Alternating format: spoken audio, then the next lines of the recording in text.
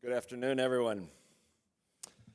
And yeah, a special shout out to the AP teachers. Since I was there at the birth, it was nice of Keith to acknowledge that.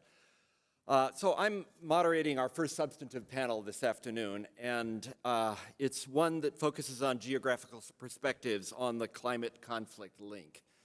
And it's clear, we're here as part of a geography conference, that all of you are going to be sympathetic to the idea that actually looking carefully and thoughtfully at place-based influences, at the difference that place makes, at spatial arrangements and patterns and what they can tell us about the conflict climate link is one of the key ways we can gain some insights into the main theme of the conference. We have 3 speakers this afternoon, and I think they're really going to provide some enrichment as an introduction to this topic. I'm going to introduce all 3 very briefly up front because we want the focus to be on our speakers on this panel. The first 2 are going to give a joint presentation. Andrew Linke is an associate professor of geography at the University of Utah. Don't read your program too carefully. He is somebody who is really known for an increasingly extensive body of work on environmental and socio-political influences on political stability, so obvious relevance to this topic. He's also affiliated as a researcher with an Oslo Peace Research Institute. John O'Loughlin is college professor of distinction in geography at the University of Colorado Boulder, a longtime friend of mine.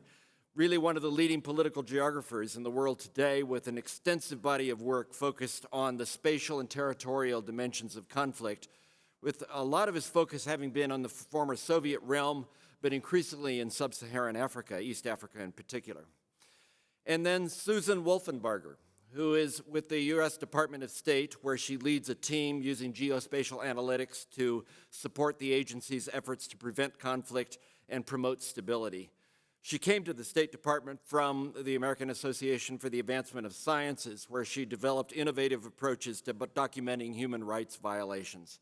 And as a member of this panel with its focused on geographical perspectives on climate conflict link, she is a fully trained geographer with degrees from George Washington University, a PhD from the Ohio State University. So welcome to all 3 of our panelists. Andrew and Jono, you may kick it off.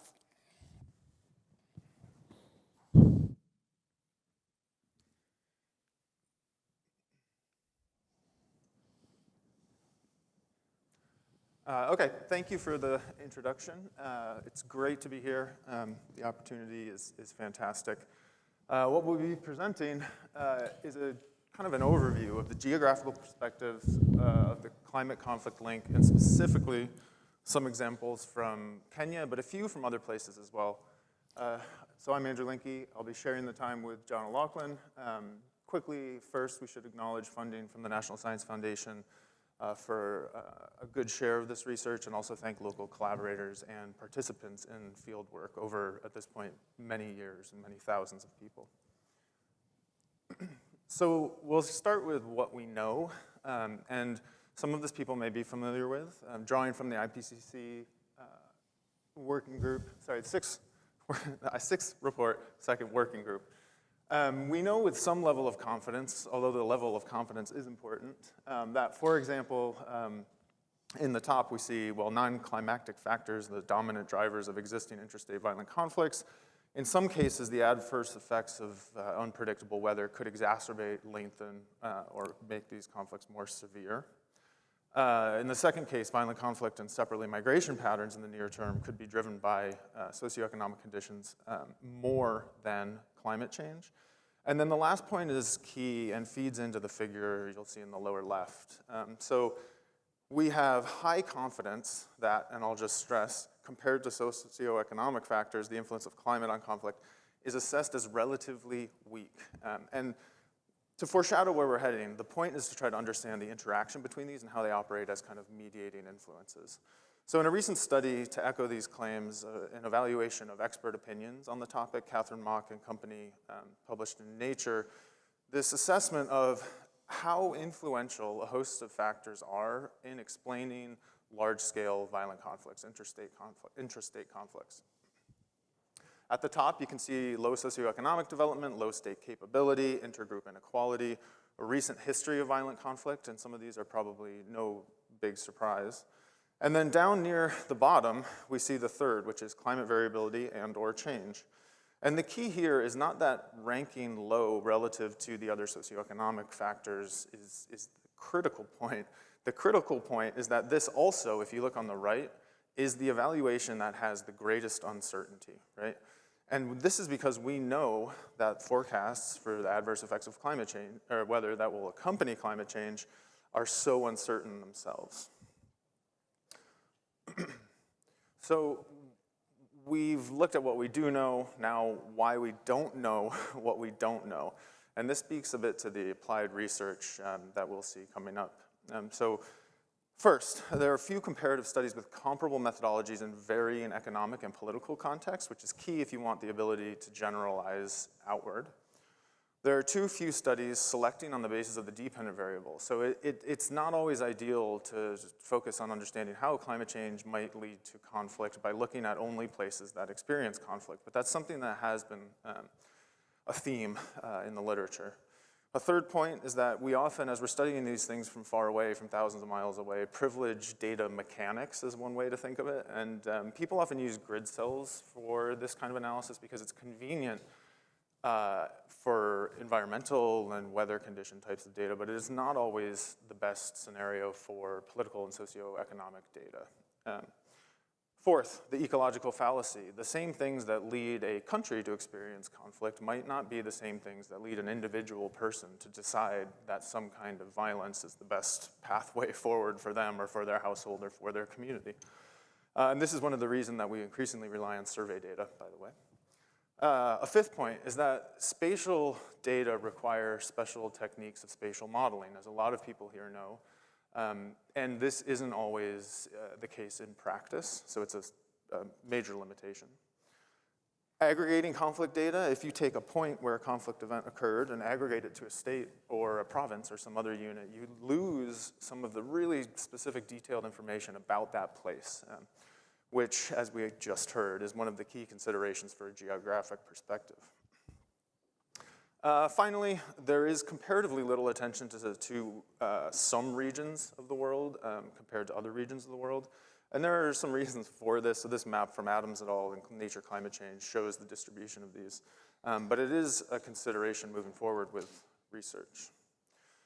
So one example of a typical sort of sequence of events from what we can call in general the environmental security literature is that you have some kind of a climatic extreme. That extreme leads to some agricultural production shock, and this is where it really kind of hits the ground for everyday livelihoods. This is where somebody no longer is employed or where somebody loses the income for the household for the entire season. There are some initiatives to introduce resilience at this point, but they're not always effective. And then the lower opportunity costs that are associated with having lower incomes or no income at all are what lead to, again in this scenario, the potential for this place, this context, to be characterized by violence. And most of the work recently, and the work that we're moving forward, which Lachlan will describe, has to do with this point of potential mediation, this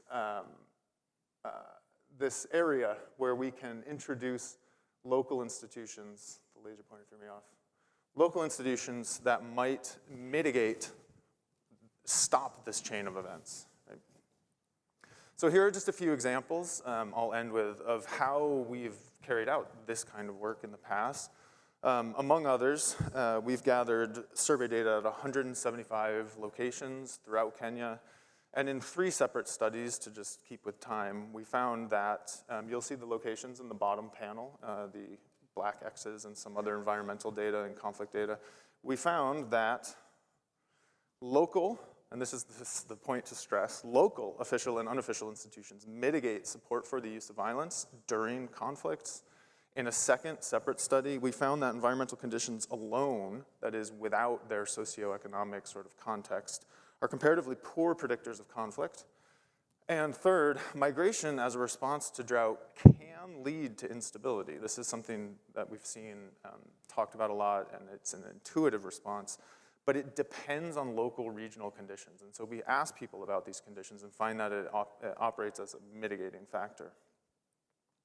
And then finally, two other examples of potential mediators or moderators for this relationship from separate work are, in one case, with a data set of, subnational data set of over 50 countries around the world, we have agricultural land ownership data. And property, land rights, and control over farmland is, of course, an extremely contentious political issue. And we found in our analysis that environmental stress and dry growing seasons leads to a reduction in the rate of land ownership, which, of course, is a difficult thing for societies, communities to manage. And then a second final example is that unusually dry growing seasons predict Central American migration to the US. And these data were difficult to obtain through a FOIA request, but they resulted in this, this conclusion, which again has potential implications for instability in general, right? And for a further discussion of these mediators and moderators and how we implement this kind of work down the line, I'll turn it over to Alec.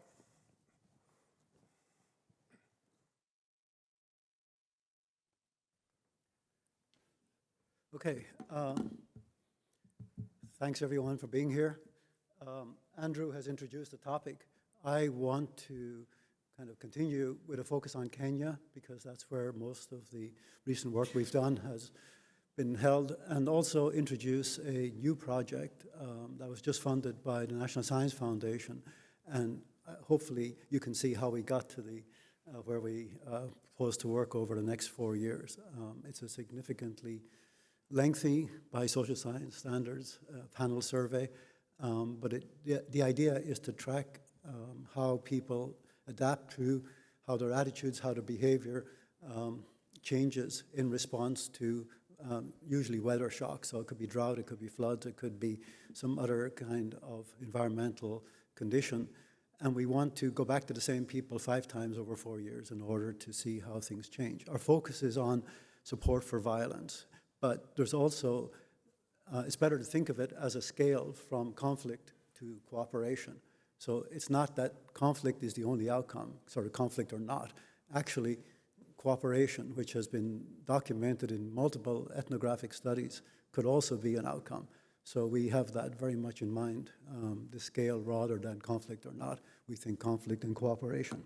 So as Andrew said, we don't think anymore. Early work focused on the direct relationship between climate change and conflict. That world has thankfully gone away. And now we focus on mediated relationships. In other words, what kinds of factors change the link between environmental change and human outcomes in terms of attitudes and in terms of behavior.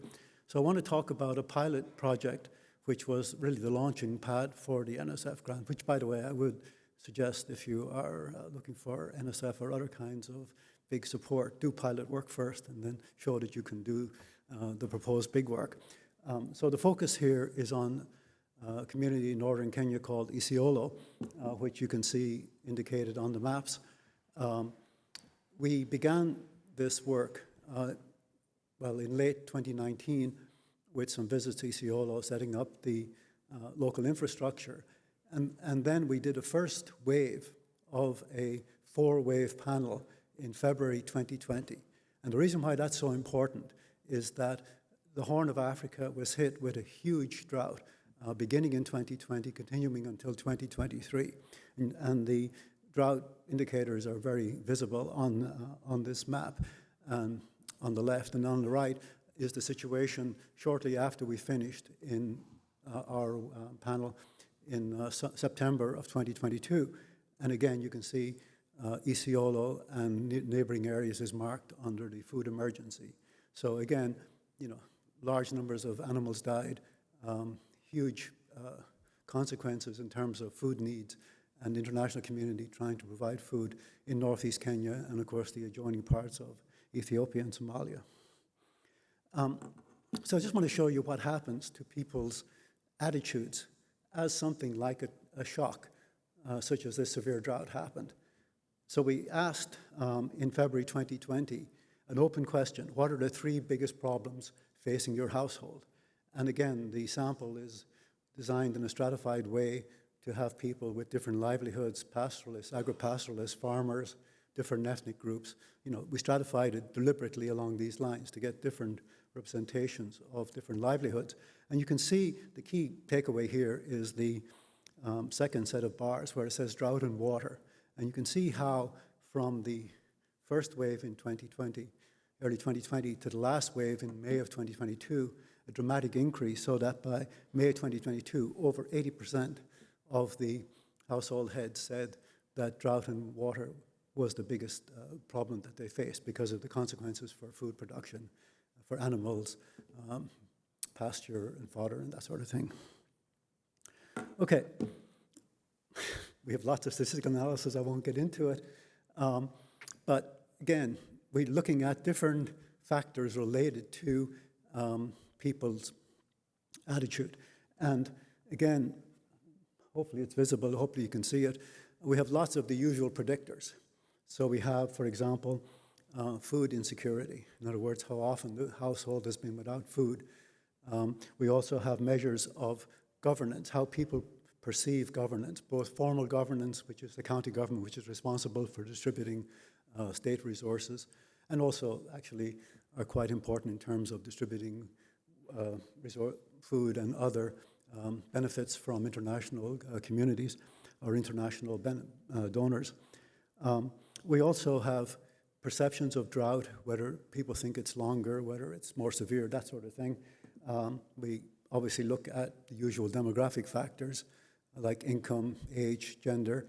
And I want to draw your attention especially to the one which says, have you witnessed or have you been, or has your household been the subject of violence? And in this sample, it's close to 50% of the people in the sample said yes. We then, run the usual regressions. On the left is the relationships for February 2020. You can see what stands out here is to the right of the vertical line means more support for violence based on that particular variable, that particular condition.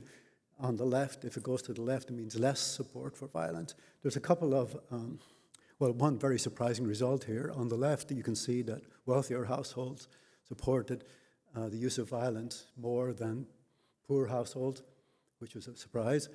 But again, this is before the drought happened. This is, let's call it normal conditions in Isiolo, or better than average, because it was significant rain in the fall of 2019.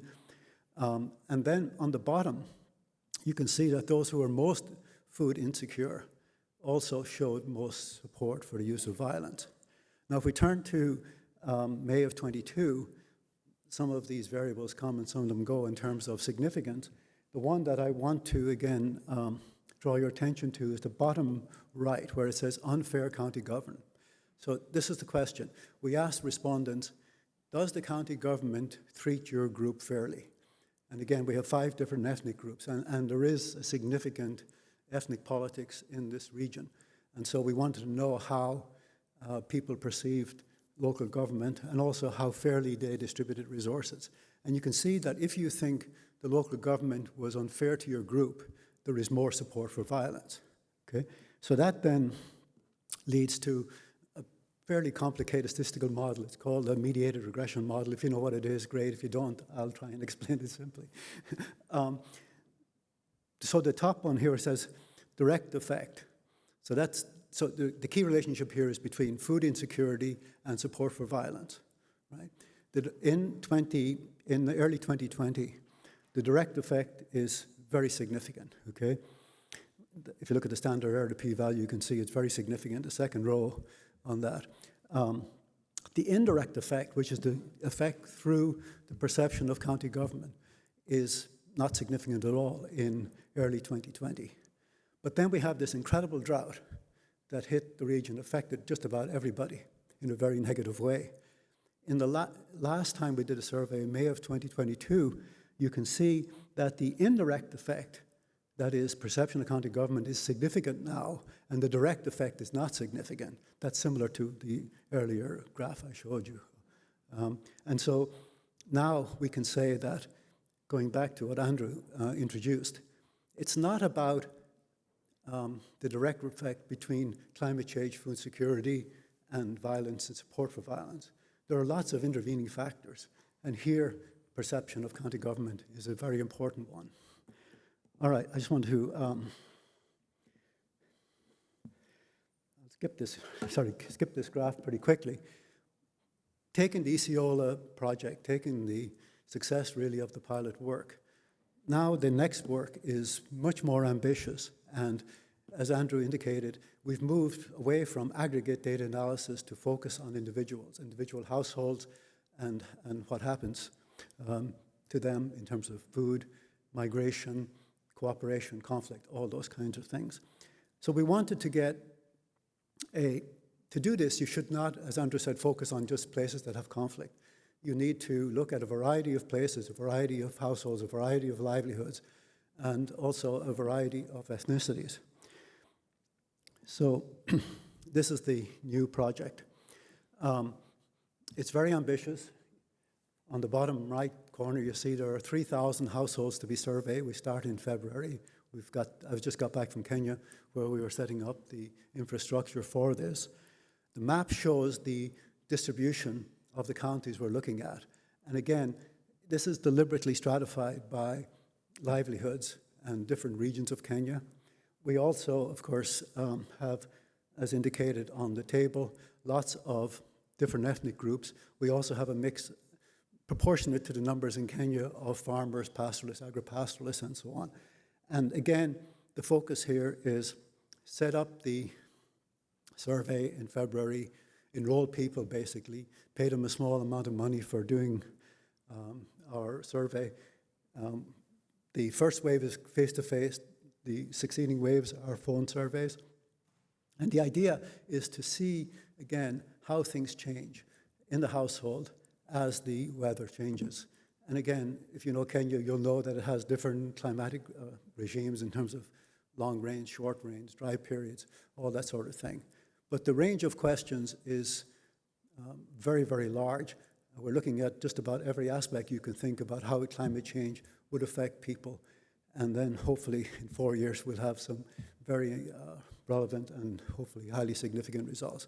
But just the last point I want to make is the only way to study this topic is to study households, to study people who are involved. And in Kenya, not all of Kenya is a hotspot for conflict. There is a huge range from the north, which tends to be more conflictual, to the west, which has political violence, but much of the country doesn't have any of it.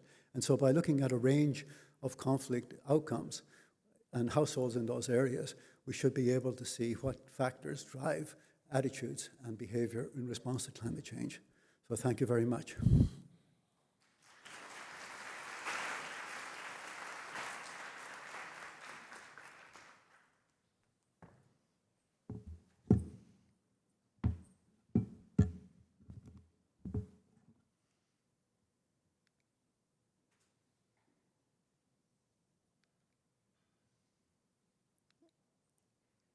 I've gone the wrong direction. All right. Hi, everybody. I'm really pleased to be here today. This is my first time attending the conference, so I'm really excited to talk to you afterwards. So please do come up and chat with me, particularly if you're interested in any of the things I'm going to be talking about my work in data analytics at the U.S. State Department. And I really want to talk about what we're doing in our Office of Advanced Analytics, but more broadly in the Bureau as a whole, because I think the investments in some of the critical and core data sets to do the type of analysis that we're going to be talking about today and tomorrow is really important. So taking a step back just for a minute and tell you a little bit about my bureau. So the Bureau of Conflict and Stabilization Operations, we focus on anticipating, preventing, and responding to conflicts that undermine U.S. national interests. And we lead in the formulation and implementation of some U.S. conflict prevention and stabilization strategies, policies, and programs. And we serve as the secretariat for the U.S. government's multi-agency Atrocity Prevention Task Force, as well as the lead implementer at the State Department for the U.S. strategy to prevent conflict and promote stability. That's quite a mouthful, but it's the strategy that guides our work as the U.S. government in the implementation of the Global Fragility Act, which I'm going to talk about a little bit more throughout my presentation today. But we're really in our work thinking about how we can reduce fragility, how we can strengthen democratic institutions, and how we can increase social cohesion with and within priority countries to really advance U.S. foreign policy objectives. So I'm in the Office of Advanced Analytics, and I think we're really playing a role at the forefront of the State Department in leveraging data and technologies to inform our strategies and interventions overseas.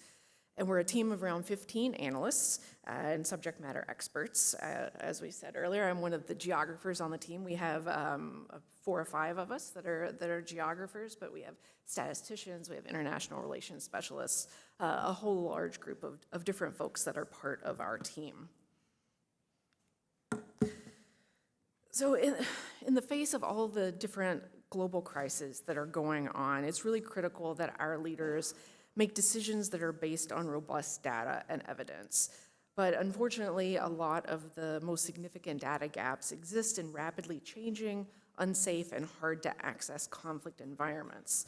And these gaps hinder our efforts in conflict prevention and resolution. So my office is really focused and dedicated to funding these types of projects and creating critical data sets that enhance our understanding of the complex conflict landscape, which also includes how environmental changes are impacting climate or conflict globally. So I'm going to talk to you about a few different initiatives that our office implements, both kind of at a global scale and more at an individual program level as well. And so the first one I'm going to start with is the Complex Risk Analytics Fund. And this is really getting to the fact that the U.S. recognizes the necessity of innovative solutions to complex challenges. And CRAFT, as we call it, is a multi-donor trust fund that's housed at the United Nations. And by partnering with other nations and pooling our resources, we're investing in data that provides critical insights into conflicts and humanitarian crises and supports climate fragility forecasting tools. The information that's gathered through CRAFT's initiatives helps us to transform early warning signals into early action. And this is particularly crucial for countries and regions identified as priorities for us in the Global Fragility Act. So one of the first initiatives that we've provided dedicated funding to under CRAFT was the Armed Conflict Location and Event Data Project, or ACLED. I think a lot of you are probably pretty familiar with ACLED, but I've been working on funding them and their expansion basically since I joined the State Department back in 2016. And when we started working with ACLED, they only covered Africa, but we saw the value of a weekly released geolocated data set on conflict and protest events globally. And we've been working with them to really get them to the point that they're at today, which is a fully global data set. And by moving the funding from just from us at State Department into the CRAFT mechanism and being joined, I know there's some USAID colleagues here, they're also helping us fund CRAFT. We really are hoping to make ACLED and other data sets like this as accessible as possible for all the folks that want to utilize it to be able to conduct analysis. So ACLED, if you haven't really dug in on their website, they produce a lot of different analytic products in addition to their data set, which you can go to their site and download, including a number of different monthly assessments. They have a lot of special projects on Ethiopia, on Yemen, on Ukraine, for example. But this is one of the products that they produce for us, which is focused on coastal West Africa. It's a region that we are focused on as part of the Global Fragility Act. Besides coastal West Africa, we're also looking at Libya, Mozambique, Papua New Guinea, and Haiti. And products like this are really helping us to have a better understanding of how the conflict landscape might impact our implementing partners on the ground, because part of the Global Fragility Act is that we are funding a large number of programs on the ground in these countries.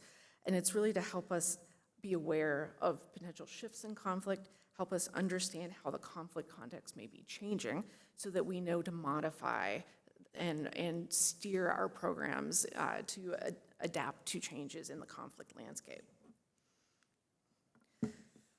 But there's more to CRAFT than just funding ACLID, and I want to take a couple of minutes here to talk about some of the other things that we're funding as part of it, such as UNDP's crisis risk task boards, which enable short-term monitoring and long-term trends for the UN at the global, regional, and country scale. So these are a really great resource for the students out there to go on their website and take a look at.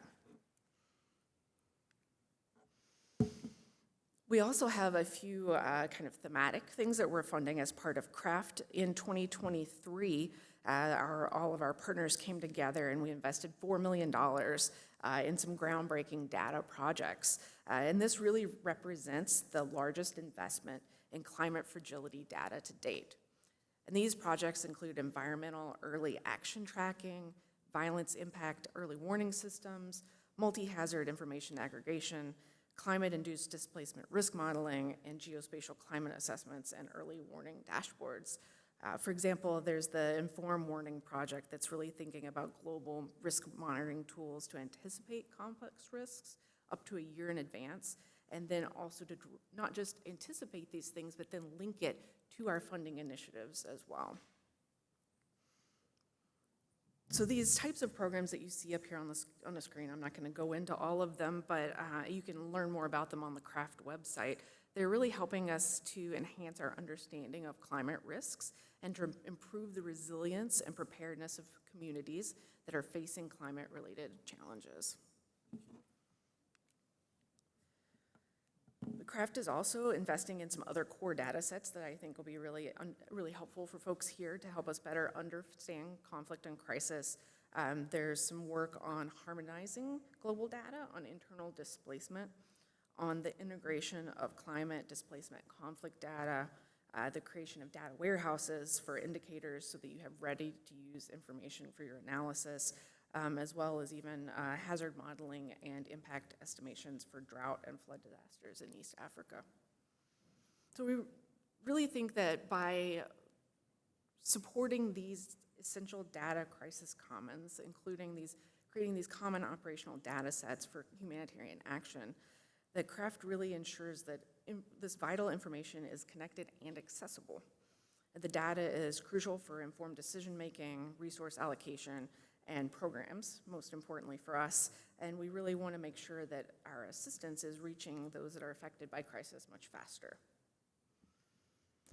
So I'm going to take a bit of a shift here and talk to you about some additional work that I specifically do. I was representing some of my colleagues and their work prior to this, so I'm going to switch over and talk about my team, which is called Locate. And yes, it did take me a long time to come up with that acronym. I'm very proud of it, so if you like it, afterwards you should probably come up and congratulate me on that one, because I've had come up with some very bad names in the past. So Locate is something that I'm very, very passionate about, and it's really thinking about how we could take advantage of all the open source and commercial data feeds that are increasingly available to us. We focus on things that are wholly remote, such as satellite imagery, personal electronic device data, and things that are shared online like photos and videos and statements by officials, all those sorts of things. And we're really thinking about how we can take advantage of all these fundamentally geospatial data sets and apply them into our programs so that we can better understand and get information from some of these locations that, as I said, are often very hard to get information out of. And we've already funded a number of programs along those topics. So I wanted to talk briefly about a few of these. These aren't climate related, but I think it'll help you see kind of the direction that I'm trying to go with Locate, thinking about things from civilian ceasefire monitoring to atrocity early warning. So just a couple of quick examples. I worked with the Organization for Security and Cooperation in Europe, their special monitoring mission to Ukraine. from 2018 to 2021, and they were charged with monitoring the events in eastern Ukraine that from the Russian invasion in 2014 up until the full-scale invasion of February of 22.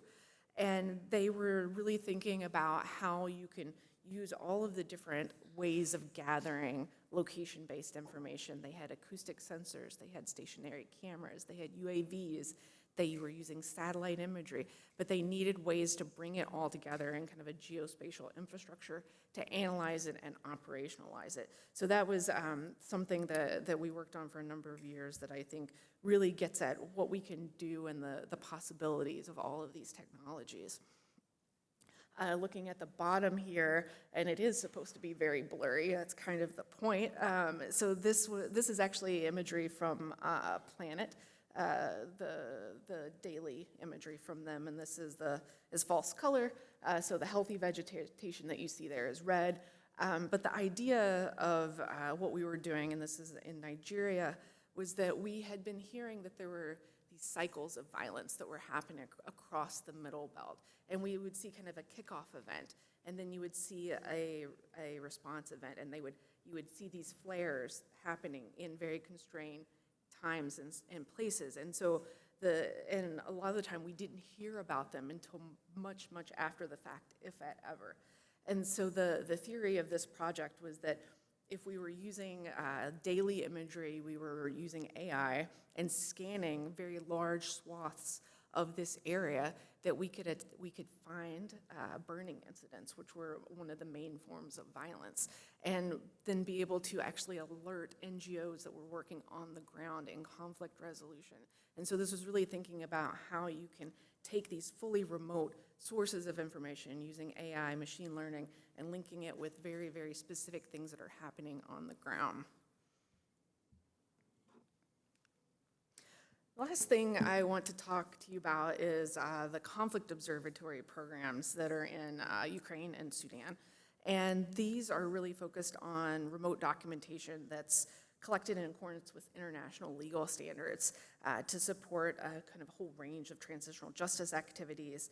And it's all using open source investigation techniques. And I'm gonna nerd out for just a second here because there's ways that you can do this fundamentally geospatial analysis to follow international legal protocols. And there's a standard called the Berkeley Protocol that helps ensure that when you're doing your analysis, when you're doing satellite imagery assessments, while you're geolocating photos and videos that you found online, that the data can be used in international legal processes. And so if we are collecting our data at these higher standards for analyzing it and following these protocols, then we know that that information can then be used for a whole range of downstream uses. It might be used in reparations, in truth-telling, and memorialization, the whole range of transitional justice activities. So in Ukraine, the program launched right after the full-scale invasion, and it's really helped us to understand the scale and the scope of the systems of abuse that have been happening in Ukraine, like the movement of Ukraine's children into camps in Belarus and Russia, the targeting of grain infrastructure, and the populations and the environmental change that has happened as a result of the destruction of numerous dams. In Sudan, we've also been looking at some large-scale things. We've been doing some flood risk modeling. They've been looking at displacement that's resulting from the conflict, and this is thinking about using some of the electronic device data to look at the movement of folks. But with the conflict observatory, it's really about this fully remote toolkit, and it's another way that we're thinking about implementing programs to help us understand what's happening in non-permissive areas.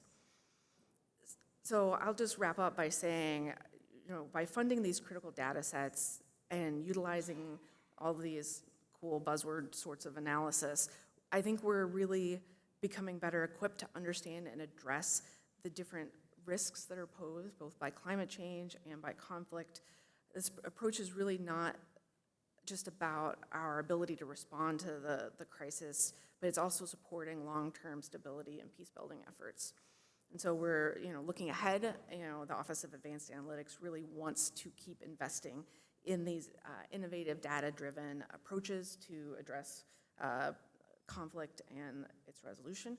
And we think that by harnessing all of this data that we can better address these complex challenges. And so I'd love to talk to you more about this afterwards. Thank you.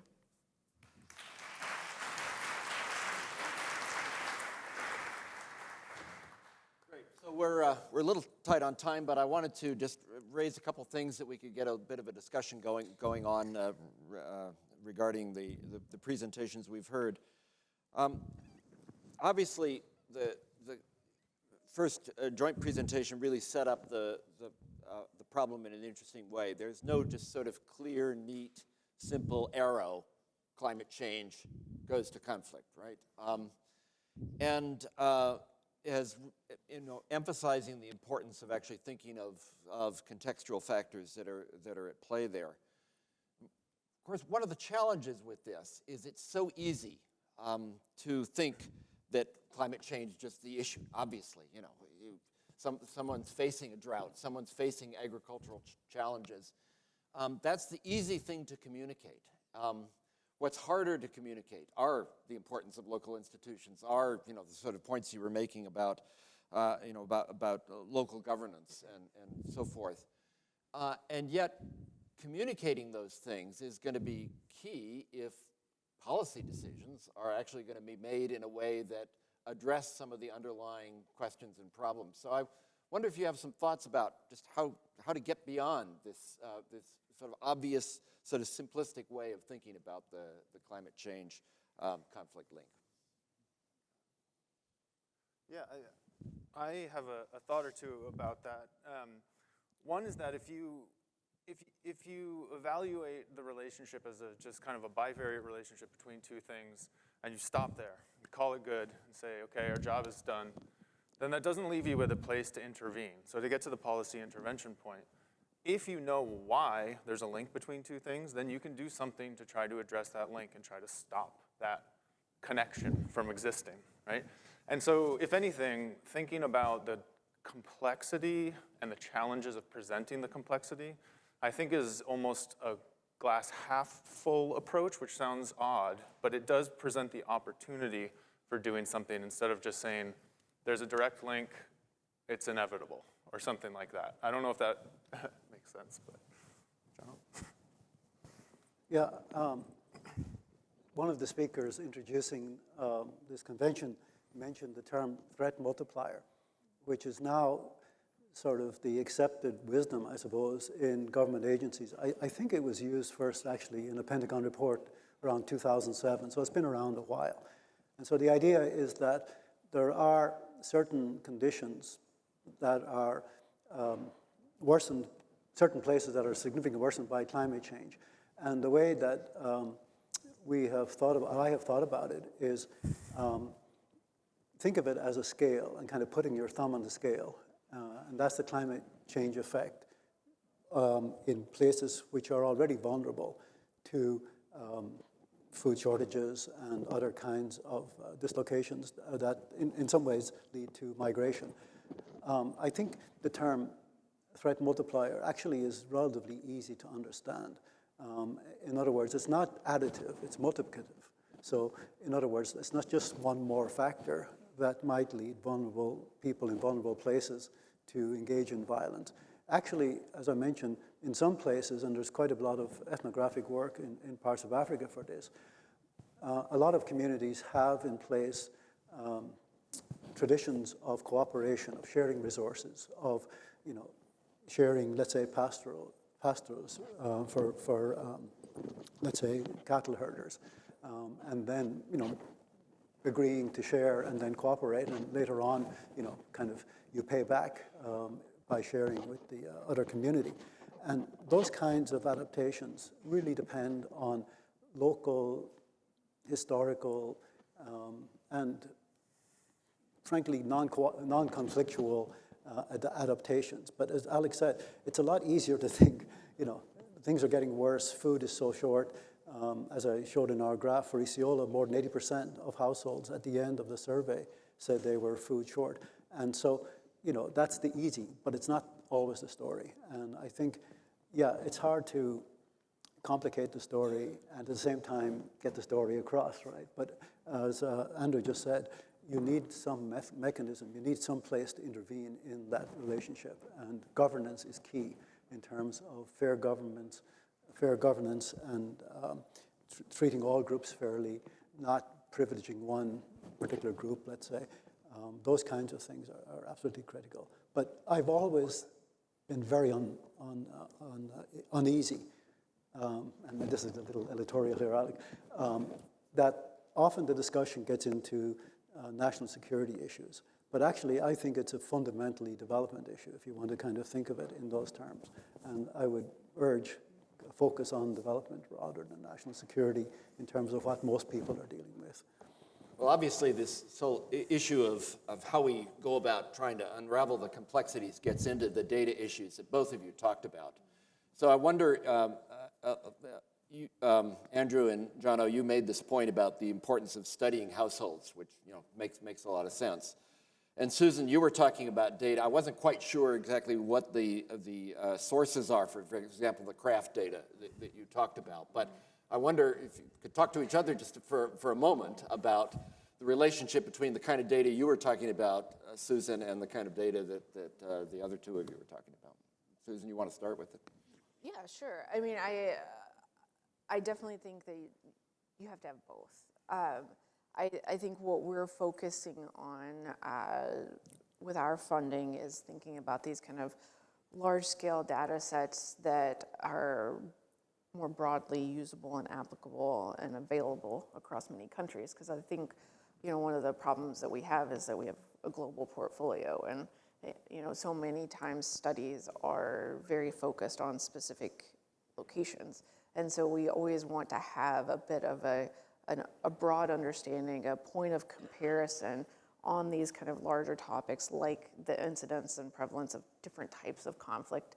So with ACLID, that's largely news media based, it's human coded, but based on local news sources.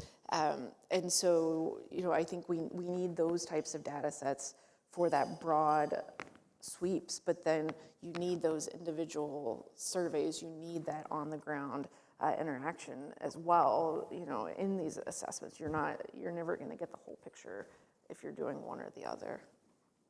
Do we have a minute? Go ahead. I was just going to say that Susan's navigating a very challenging balance between something that's generalizable across the world or potentially in some of the remote sensing type analysis. But a lot of the publicly available, aside from individual research projects that are unique, publicly available survey data are not usually available everywhere. And so even in cases where I've used demographic and health surveys to measure agricultural land ownership, you're limited to the places where they can carry out that research. And those places are often not places that are experiencing the most severe forms of conflict. So I have a little funny story about ACLID. Andrew was one of the co-authors of the key paper with one of my students, Tina Raleigh. And Tina came into me one day at Colorado and said she wanted to study conflict in Central Africa, but she couldn't find any data. And she planned to go to the, at that time, the pre-electronic archives and code it by hand. And I told her that was a terrible idea and that she shouldn't do it. And now look what's happened. So the model there is not always listen to your advisor. The thing I would say is that we use ACLID, to get an overall idea of the nature of conflict in a particular place. But as ACLID uses newspapers, and if it doesn't make it to newspapers, it doesn't make it to ACLID. And there is a definite urban bias in the ACLID data, we know that. It definitely does not take into account a lot of the kind of communal conflicts that, let's say, you see across the Sahel and in Kenya and elsewhere. It's very good for the big events, and I think hopefully your group is aware of that. No, and I would say the Nigeria example I was talking about, we specifically implemented that program because we saw that there were attacks happening in the satellite imagery that weren't in ACLID, and so in the absence of other data sets, we went to the satellite imagery to look at it. So yeah, absolutely, I agree with you. Well, there's much more we can and should say. We got started a few minutes late, so we're running a few minutes late, but I should probably call this session formally to a close, but we're going to all be around. I hope many of you will take advantage of following up on the things that we've talked about. Thank you, Jono, Andrew, Susan, for really a great beginning to the symposium. The placement of this session at the front of our program is not by chance. Your comments today have helped to set the framework for the rest of the symposium, and we're truly honored to have such a prestigious group of researchers and scholars in front of us, so thank you very much.